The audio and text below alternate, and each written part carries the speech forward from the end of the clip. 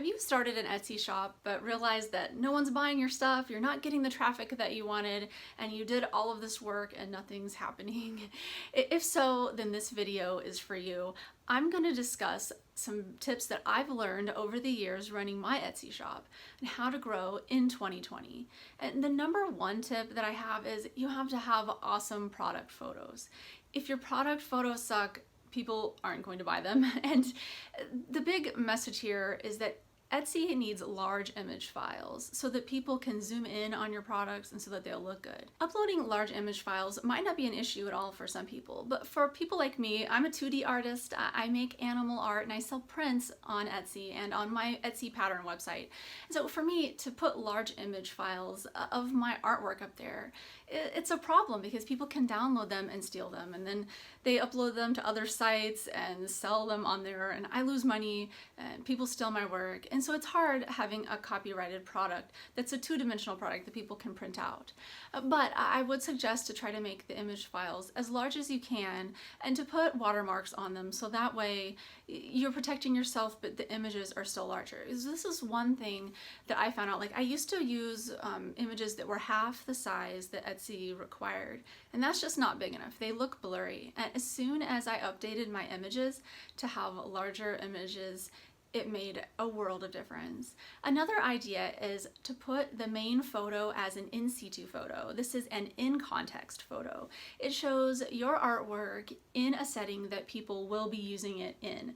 For me, it's putting it in a nice frame, in a modern and classy setting. My next tip, I'm sure you've heard before, it's Etsy SEO, and that's search engine optimization. There are so many videos on this, so I'm not gonna go into it in huge detail, but here is my number one tip for this. Whatever you put as your keywords in your title, you need to also repeat them in the description and the tags. And don't put a ton of tags in there that you don't have those same matching keywords in the title. Because if you do that, people aren't going to find it. There's so much competition on Etsy that you must copy every keyword that you want to rank for in the title, description, and tags. Now, sometimes Etsy has said that you should put, for example, like for this piece, I would want people to look for cat art. I'd want them to find a print of this. And so Etsy would suggest for people to put the keyword as cat art print.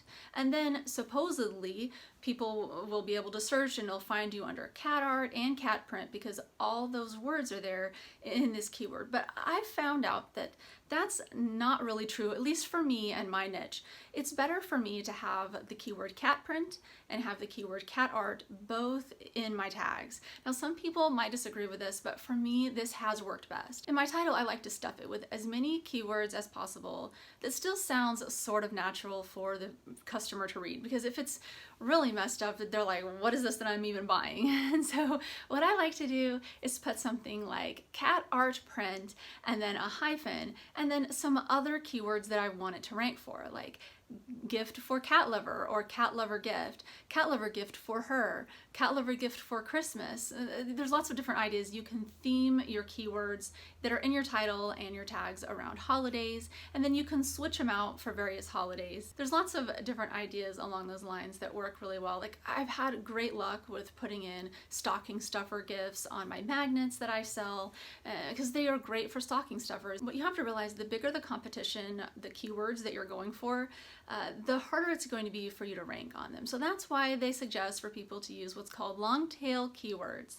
And so a long tail keyword would be like cat lover gift for her instead of just cat lover gift, because cat lover gift is going to be almost impossible to rank on the first page for. There's just way too much competition. But cat lover gift for her or rainbow cat lover gift, these items you could rank for, but they'll just be a lower level of search volume. I use a website called eRank. I'm not an affiliate of them. I'm getting nothing for promoting this, but I just really like their products that they offer.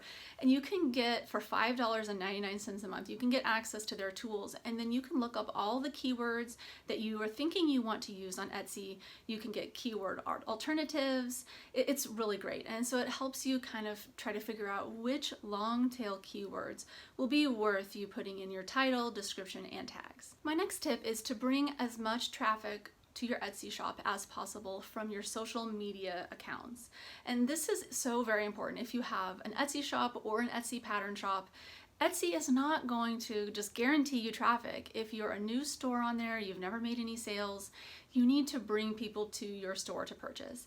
And this is why all of us as artists and makers, as small business people who are trying to sell on the internet, this is why it's so very crucial to have an internet presence on every social media site. And for me personally, I post on every single one of my social media accounts every day.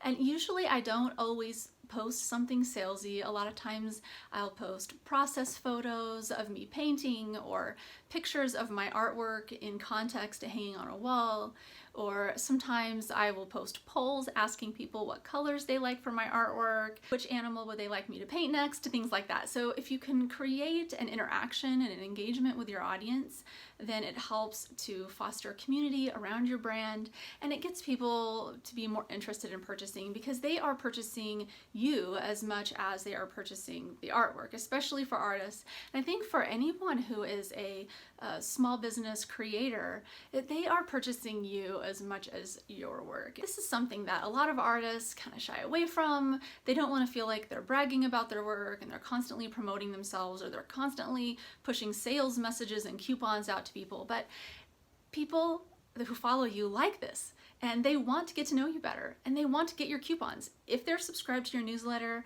and if they're following you on social media, they have opted in to all of your advertising messages. Now, you don't have to just spam them all the time with ads.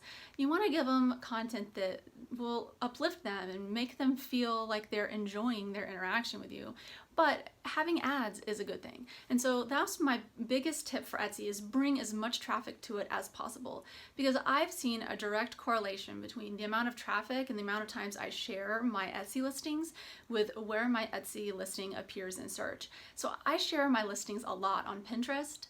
I use a software called Tailwind, which is a subscription software, but you can use it for free at first, and it makes everything automated, and you can just spam into your Pinterest account. And the more you do this, the more people will see your Etsy listings. And this is where Etsy advertises, is on Pinterest. And so why not advertise there yourself? If you do this, people will inevitably end up purchasing your products.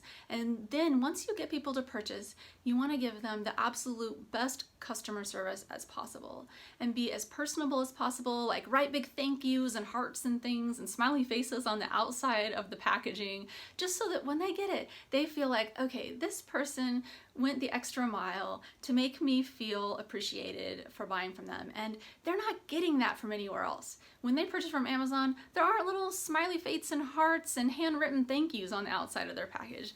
There's the Amazon tape and Amazon logo on the box. And you know, it's very devoid of the emotional connection of purchasing. And people want that. Even when they're purchasing from you online, they want to connect with you emotionally. Because again, part of this is supporting you as the creator, as the artist, as well as purchasing your product for their need that they have in their life to fill with this product. And so you have to look at the big picture. So if you can provide stellar customer service, then your customers will leave you good reviews. And this in turn will raise your ranking on Etsy, because the more sales you get and the more positive reviews an item gets, the better it's going to appear in search, the more often people are going to see it, and in turn, the more often people are going to buy it.